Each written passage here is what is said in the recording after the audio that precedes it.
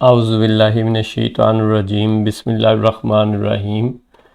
سورہ نمبر 7 آیت نمبر 175۔ اور ان لوگوں کو اس شخص کا حال پڑھ کر سنائیے کہ جس کو ہم نے اپنی آیتیں دیں پھر وہ ان سے بالکل ہی نکل گیا، پھر شیطان اس کے پیچھے لگ گیا تو وہ گمراہ لوگوں میں شامل ہو گیا۔ ہم اس سورہ کی کچھ ترتیب وار آیات پڑھ رہے ہیں۔ ہم نے سٹارٹ کیا تھا کہ عہد الست کے بارے میں ایک آیت تھی کہ ہم ایک عہد اپنے مالک سے، خالق سے، رب سے، جس نے ہمیں جب پیدا کیا تو عالم ارواح میں ہم نے ایک اس سے عہد کیا۔ اس نے پوچھا کیا میں تمہارا رب نہیں ہوں؟ تو ہم نے کہا کیوں نہیں؟ تو وہ اس عہد کے وہ عہد تھا کیا کہ وہ ہمارا رب ہے اور اس کے ساتھ کسی اور کو ایسوسیٹ نہیں کرنا، شرک نہیں کرنا۔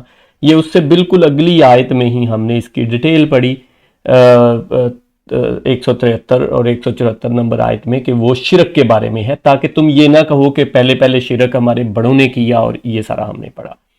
اب یہ جو آیت ہے اسی سورہ کی 175 نمبر آیت، یہ میں سمجھتا ہوں سب آیات سے زیادہ ضروری ہے، اور ایسا ہی ہوتا ہے قرآن پاک میں۔ اللہ پاک کچھ چیزیں بیان کر کے پھر جو مین بات کرنا چاہتا ہے، مین بات وہ بتانا یا ہمیں سمجھانا چاہتا ہے، وہ مطلب وہ اسی آیت کے یا اینڈ پہ ہوتی ہے یا کچھ آیات چھوڑ کے اگلی آیت میں ہوتی ہے۔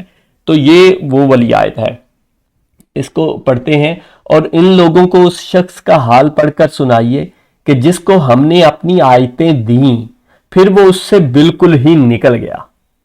تو یہ دیکھیں، یہ ہم سب پہ اپلائی ہوتا ہے، یہ قرآن پاک ہمارے پاس سب کے پاس موجود ہے۔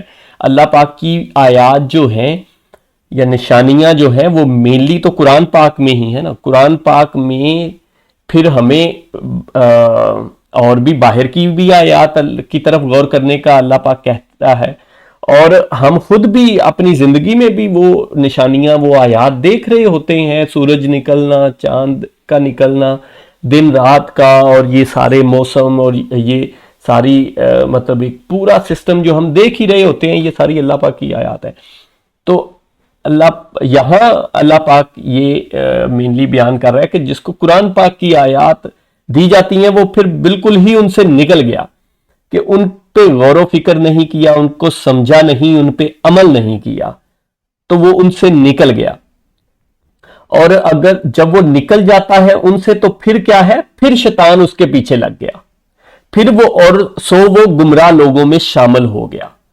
تو جب وہ ان آیات سے نکلے گا، ان پہ غور و فکر نہیں کرے گا، ان کو سمجھے گا نہیں، اور ان پہ عمل نہیں کرے گا۔ عمل کرنے کے لیے ان پہ غور و فکر، ان کو سمجھنا پہلے ضروری ہے نا۔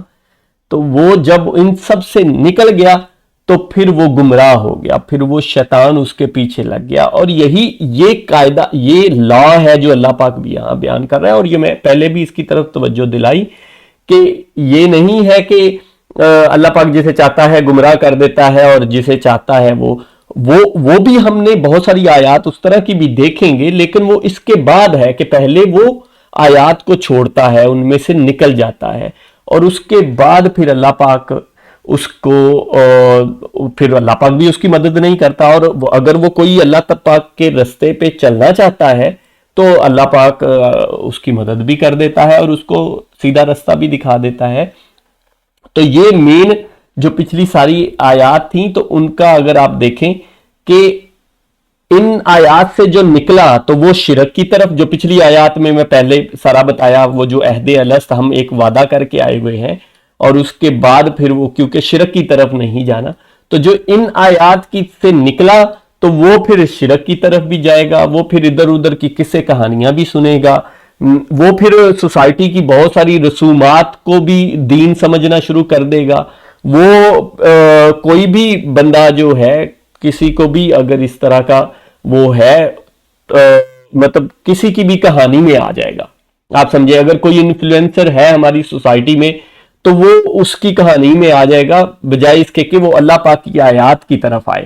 تو سب سے ضروری چیز ہے، اور یہی مقصد ہے یہ آپ لوگوں کے اس چینل کا بھی، اور آپ لوگوں کے ساتھ یہ ویڈیوز شیئر کرنے کا بھی۔ جزاک اللہ خیر۔